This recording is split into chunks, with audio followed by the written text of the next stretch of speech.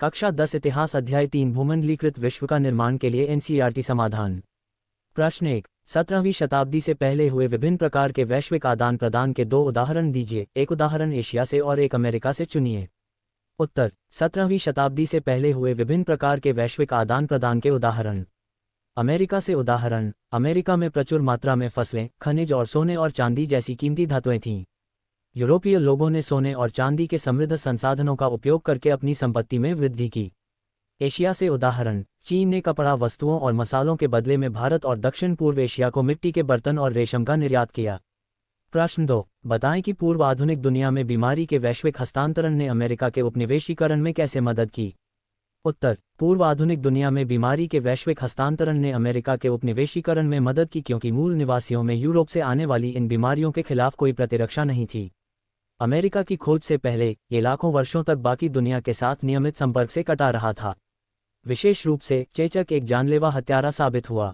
एक बार शुरू होने के बाद यह महाद्वीप में गहराई तक फैल गया, यहाँ तक कि किसी भी यूरोपीय के वहां पहुंचने से पहले इसने पूरे समुदायों को मार डाला और तबाह कर दिया, जिससे विजय का मार्ग प्रशस्त हुआ। प्रश्न 3। निम्नलिखित के प्रभावों की व्याख्या करने के लिए एक नोट लिखें। एक ब्रिटिश सरकार का कॉर्न लॉ को खत्म करने का फैसला। बी। अफ्रीका में रिंडरपेस्ट का आना। सी। विश्व युद्ध के कारण यूरोप में कामकाजी उम्र के पुरुषों की मौत। डी। भारतीय अर्थव्यवस्था पर महामंदी। ई। एमएनसी का एशियाई देशों में उत्पादन स्थानांतरित करने का निर्णय। उत्तर। एक ब्रिटिश सरकार के कॉर्न लॉ को खत्म करने के फैसले के बाद ब्रिटेन में भोजन को देश के भीतर उत्पादित होने की तुलना में अधिक सस्ते में आयात किया जा सकता था। ब्रिटिश कृषि आयातों का मुकाबला करने में असमर्थ थी। भूमि के विशाल क्षेत्र अब बंजर छोड़ दिए गए थे। बी। रिंडरपेस्ट ने लोगों की आजीविका और स्थानीय अर्थव्यवस्था पर भयानक प्रभाव डाला।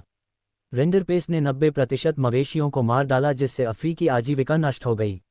बागान मालिक, खदान मालिक और औपनिवेशिक सरकारें अपनी शक्ति को मजबूत करती हैं और अफ्रीकी लोगों को श्रम बाजार में जाने के लिए मजबूर करती हैं।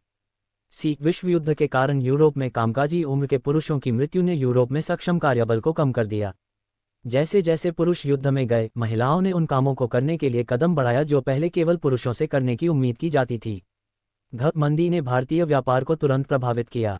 1928 और 1934 के बीच भारत के निर्यात और आयात लगभग आधे हो गए। 1928 और 1934 के बीच भारत में गेहूं की कीमतों में 50% की गिरावट आई। पूरे भारत में किसानों का कर्ज बढ़ गया। उन्होंने अपनी बचत खर्च कर दी, जमीन गिरवी रख दी और अपने खर्चों को पूरा करने के लिए जो भी गहने और कीमती धातुएं थीं, उन्हें बेच दिया। मंदी के इन वर्षों में भारत कीमती धातुओं, खास तौर पर सोने का निर्यातक बन गया। कम मजदूरी वाले देशों में उद्योगों के स्थानांतरण ने विश्व व्यापार और पूंजी प्रवाह को बढ़ावा दिया। पिछले 2 दशकों में दुनिया का आर्थिक भूगोल बदल गया है, क्योंकि भारत, चीन और ब्राजील जैसे देशों में तेज आर्थिक बदलाव हुए हैं। प्रश्न 4। खाद्य उपलब्धता पर प्रौद्योगिकी के प्रभाव को दिखाने के लिए इतिहास से 2 उदाहरण दें। उत्तर। खाद्य उपलब्धता पर प्रौद्योगिकी के प्रभाव को दर्शाने वाले इतिहास के 2 उदाहरण हैं। तेज रेल मार्ग, हल्के डिब्बे और बड़े जहाज़ों ने दूरदराज के खेतों से अंतिम बाजारों तक भोजन को सस्ते और तेजी से ले जाने में मदद की। 5। ब्रेटन वुड्स समझौते का क्या अर्थ है। उत्तर। ब्रेटन वुड्स समझौते पर विश्व शक्तियों के बीच जुलाई 1944 में अमेरिका के न्यू हैम्पशायर के ब्रेटन वुड्स में हस्ताक्षर किए गए थे।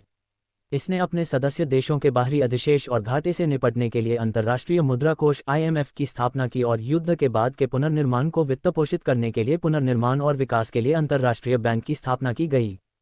चर्चा करें। 6। कल्पना कीजिए कि आप कैरिबियन में एक गिरमिटिया भारतीय मजदूर हैं। इस अध्याय में दिए गए विवरण से आकर्षित होकर अपने जीवन और भावनाओं का वर्णन करते हुए अपने परिवार को एक पत्र लिखें।